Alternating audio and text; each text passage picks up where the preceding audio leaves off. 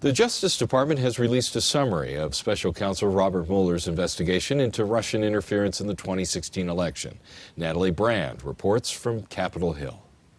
Attorney General William Barr released a letter summarizing the findings of Robert Mueller's investigation.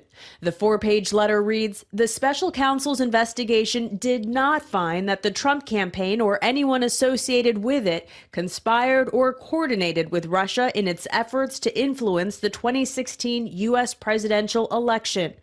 Barr's letter also says Mueller looked into possible obstruction of justice charges against President Trump. The direct quote reads, "While this report does not conclude that the president committed a crime, it also does not exonerate him." The special counsel deferred to the Justice Department to make that determination. Barr says he and Deputy Attorney General Rod Rosenstein decided the evidence is not sufficient to establish the president obstructed justice. It was a complete and total exoneration. It's a shame that our country had to go through this. Democrats say the entire Mueller report should be released and are promising a legal fight if it isn't. We will ask the Attorney General to testify before the House Judiciary Committee. The American people are entitled to a full accounting of the president's misconduct referenced by the special counsel. Mueller's team brought charges against 34 individuals, including former Trump campaign chair Paul Manafort and former National Security Advisor Michael Flynn. But as the president's supporters noted, none of the former campaign associates were accused of colluding with the Kremlin to influence the election.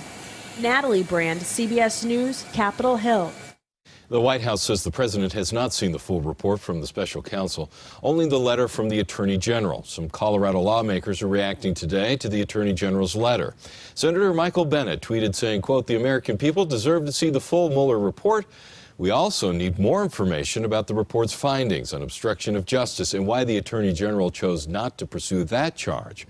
Senator Cory Gardner says in part, quote, "The public needs to be able to see as much of the report as possible, but the principal findings reveal that the president and his team did not collude with the Russian government.